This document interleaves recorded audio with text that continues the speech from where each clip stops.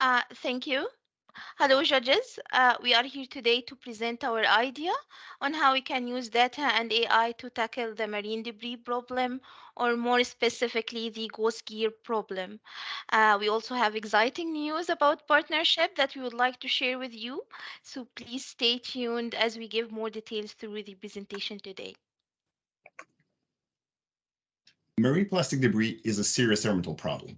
Once plastic is in the ocean, it never goes away. Ghost gear, the common name for abandoned, lost, or otherwise discarded fishing gear, is the deadliest form of marine plastic debris.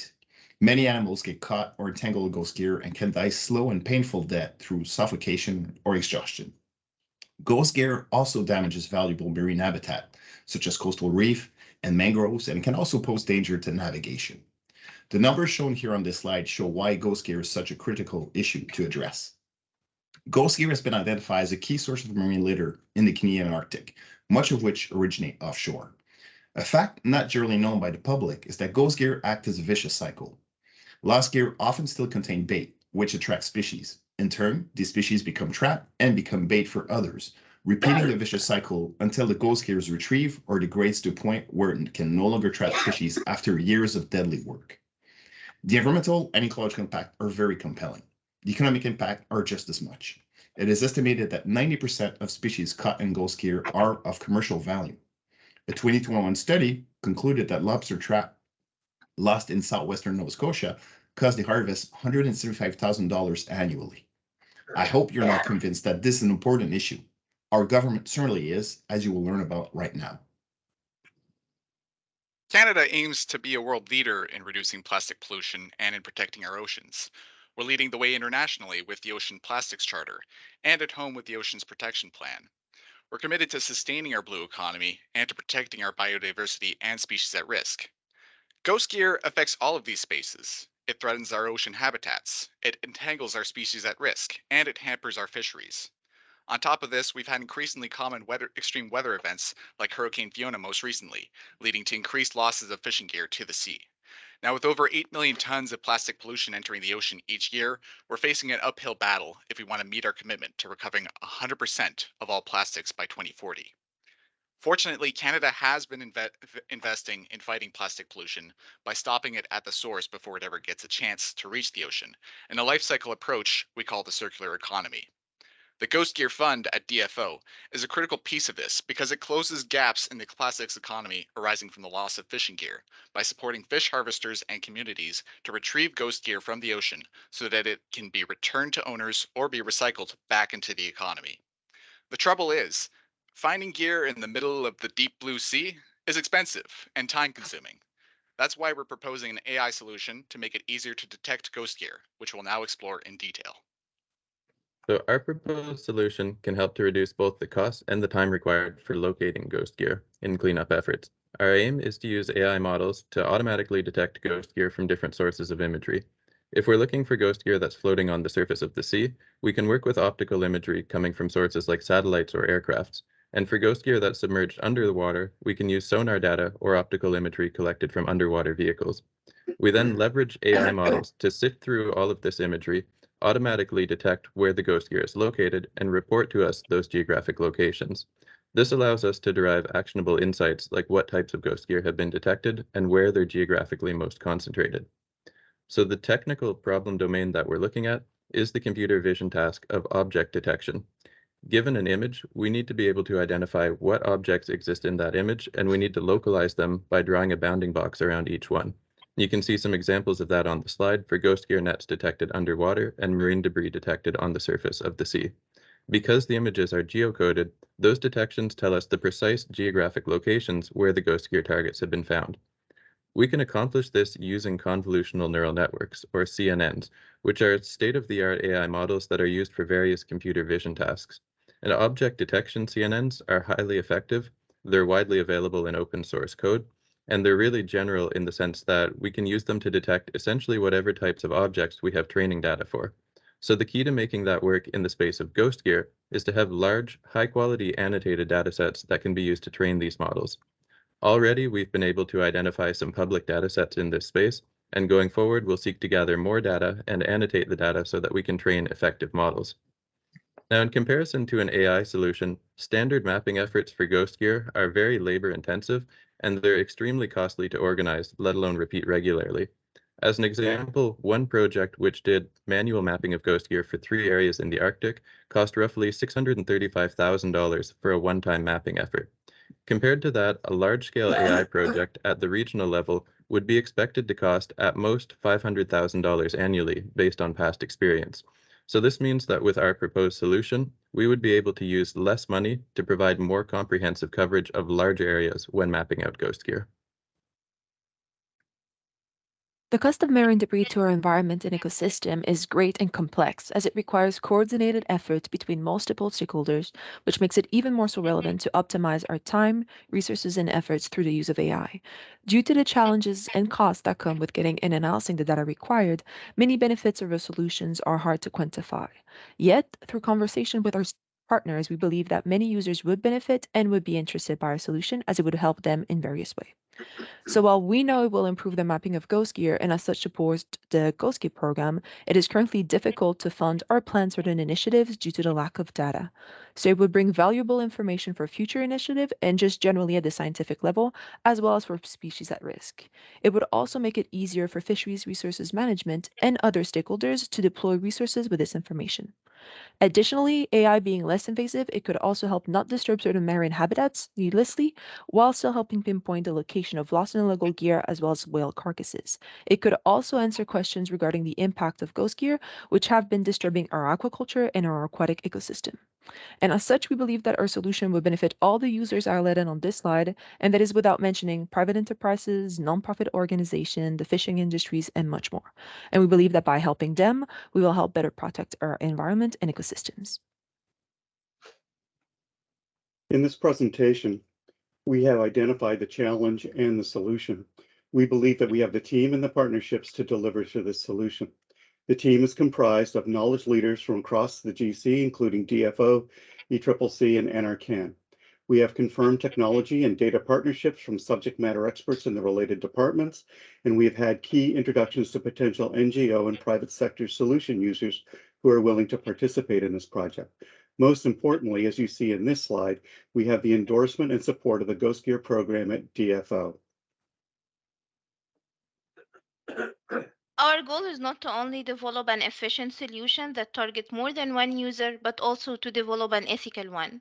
There are different guiding principles for the responsible and ethical use of AI, and today would like to focus on the human-centric aspect of our solution.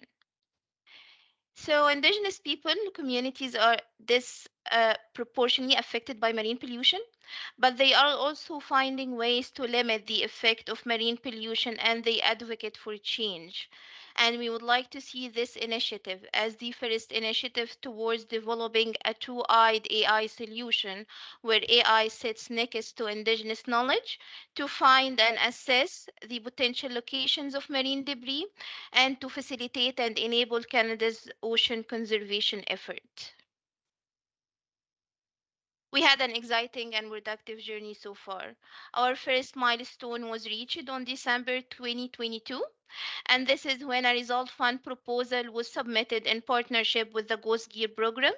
The goal is to seek funding for piloting AI solutions for the Ghost Gear problem.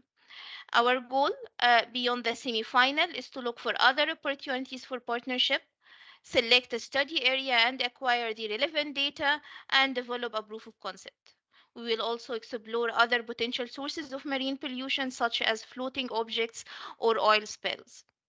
Beyond that challenge, and due to the partnership that was secured with the Ghost Gear program, DFO intends to pilot in partnership with the Fisheries Resources Management AI solutions to detect marine debris and to predict densities of ghost gear. There is certain regions of interest, such as marine protected areas and Gulf of Saint Laurent, so we'll have more closer look at those areas. Senior leaders across the government have called for an action towards the marine pollution problem. They have also taken concrete steps toward this. We are here to enable this for Canadians by the use of data and innovative technologies. Thanks for having us today, and we are ready for your questions.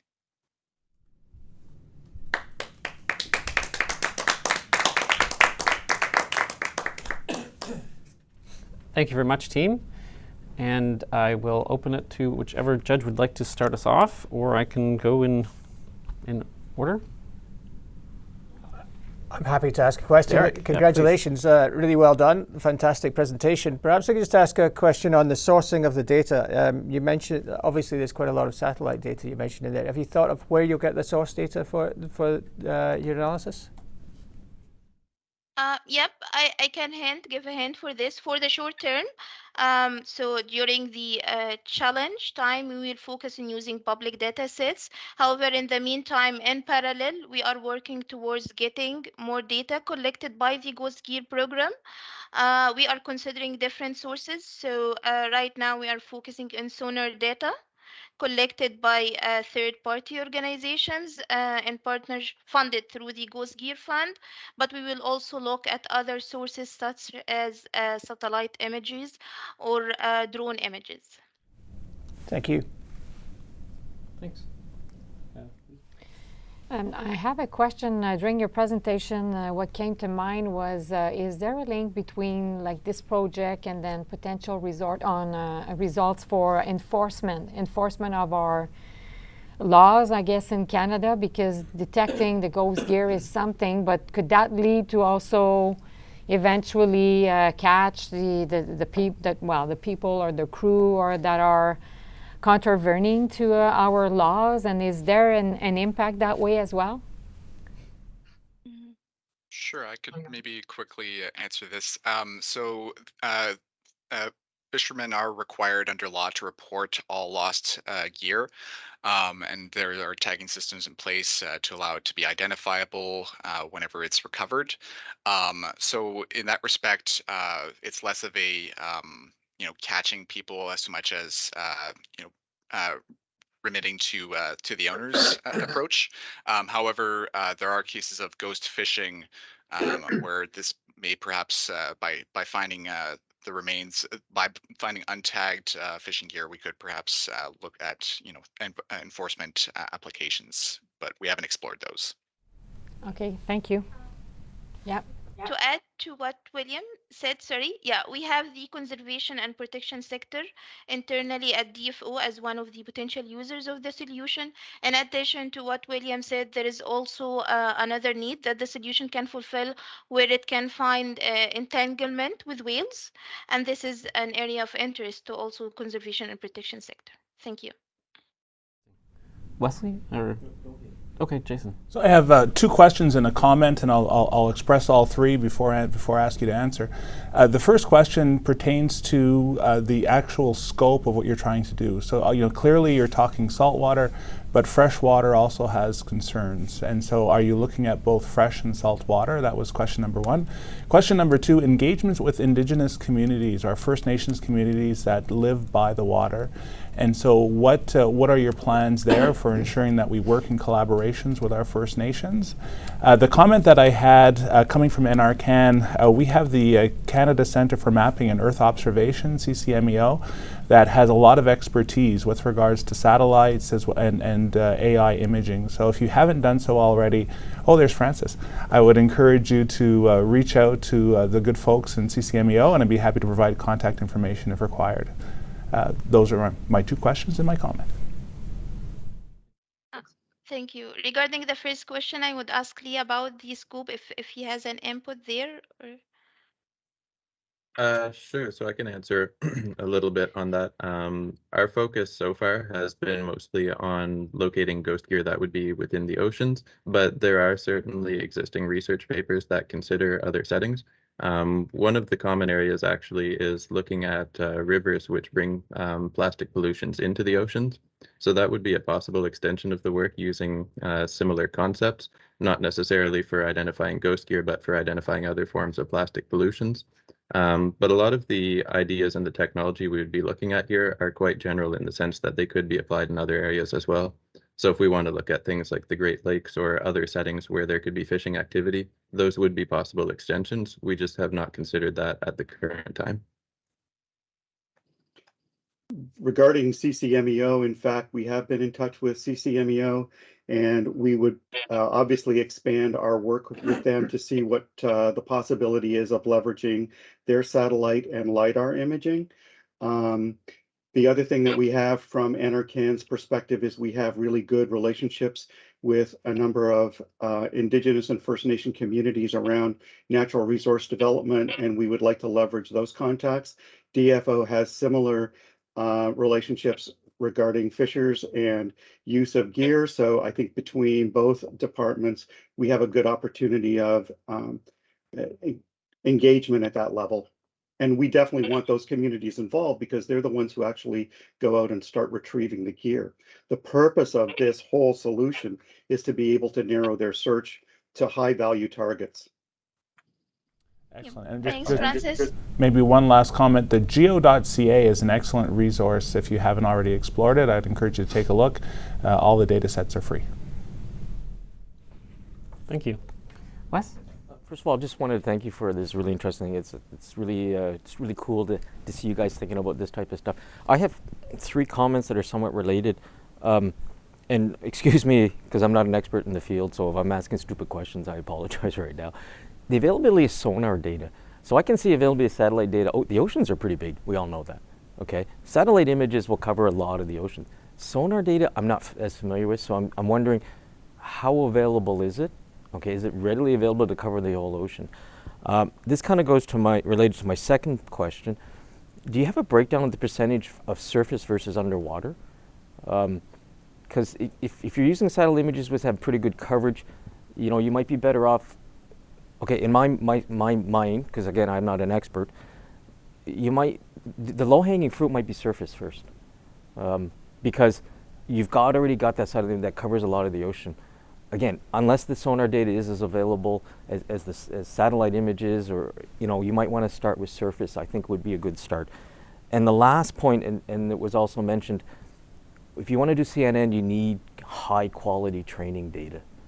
Okay, so satellite images, your high quality training data, maybe you might be able to do it with sort of a manual resolution. Your manual figure out, okay, yeah, have some people look at it. That's your training data. The sonar data, I'm not quite sure. Again, I'm not familiar with it. There was a nice picture of some underwater, I think it was a lobster trap or something, going back to my East Coast roots. But that's going to be a lot of work, okay? Because if you need someone to actually look at it. Is it a rock? Is it actually a trap or whatever? So I'm just curious, maybe the going forward, it might be easier to go for the surface first, which is important. But again, if 99% of it is underwater, then I'm curious. Somebody I was speaking to Rio on S. I love this phrase he used: is the juice worth the squeeze? Okay, so if it's 99% underwater, then is it worth going to the surface? Anyways, I again wanted to thank you for it. Really interesting work. If you don't have answers to my questions, that's fine. If I'm way out in left field, just tell me, please. So I can speak a little bit to the availability of different sources of data that we're looking at. I had done sort of a literature review and search for what is available in terms of what we can grab publicly to get as a starting point. It's true that sonar data was one of the difficult areas to find public data sets that are available. Satellite data is more widely available, and that would probably be the starting point in terms of early prototyping. But there are a lot of cleanup efforts through the Ghost Gear Fund now, which are making use of sonar in order to do manual mapping efforts. So that's a really good source that we can go to try and acquire additional data and then start building up our own data sets that we can use for this purpose. So although nothing is confirmed on this yet, we are already speaking to one group that was funded through the Ghost Gear Fund who do have a large amount of sonar data. So that may be a very good data set that we can potentially work with. It's true that that needs to be annotated in order to produce high quality data to train these models that we're working with. So you spoke about the training data for the CNNs. So we have yet to identify the state of the data that they have, but if necessary, we would certainly look to work with domain experts who are familiar with the manual mapping efforts so that we can leverage that kind of expertise to produce the annotations that are needed to train these models. Okay, Lise. Merci. Thank you very much for the presentation. Very good, very instructive. I really appreciate the way you made it accessible for people that are not necessarily as knowledgeable in the domain. I have 2 very, very quick questions. as Wesley said, oceans are big, and it's likely, and it is a global problem, cleaning up the ocean. So I was wondering if you had, in your research, found other similar experiments happening elsewhere, maybe, or connected with groups that would be doing the same kind of work that you are doing. And secondly, I was wondering if it was considered in your project to use some predictive analysis, maybe to narrow down some of the areas using other data such as current or fishing routes or things like that. So. Um, okay, I can speak to the first point. We know that there is similar efforts in Australia in collaboration with Microsoft to locate floating objects using drone images. So that is one similar. We know also on the local inside Canada that there are startup companies that are usually that are already working with the fishing sector to locate ghost gear. So, and they are using also innovative technologies. Beyond the challenge, we seek to collaborate with those startups, maybe through request for proposal or request for information. So that is regarding the first point. The second point regarding other predictive methods, actually, and while talking with the Ghost Gear program, they have another need that maybe the same AI model will not solve. So their need is to predict if there is ghost gear lost, how they will move or how the current will move them to certain region of interest, such as the Gulf of San Lawrence, to minimize the strikes with whales, or how they float into marine protected areas. So we expect another AI model will be developed, or another predictive model will be developed for this use case, which is to predict the densities of ghost gear in certain areas of interest. Thank you. And it will combine the ghost gear data with other environment data such as current and other information. Thank you. If I might add an additional point, given Canada's landmass and the size of our oceans, if we're able to demonstrate a good proof of concept and then take it further to further development, the opportunity to share this with other countries around the world could be quite substantial. We have experience doing that at NRCan with some of our other models. I don't see why we couldn't do it with this model as well. Thank you. And I want to follow up on one question because I think you may have an answer for it, but if you looked into the difference, the proportion of submerged versus surface ghost gear, do you have? Sure. So particularly in Canada, the proportions are definitely much more heavily weighted towards the seafloor, given that a lot of the ghost gear is in the form of traps, lobster pots, etc. So they're starting there. They've already sunk. But there are cases on the surface involving nets, etc. Particularly when it comes, sad to say, but whale carcasses are, a particular sign of ghost gear, and so they'd be one of those objects that we'd be, looking to identify. Okay, thanks very much. Were there any follow-up questions? All right, thank you very much for your presentation, and I think this is where we leave you. Thank you. Thank you very much, judges. Thanks. Thank you. Have a great day.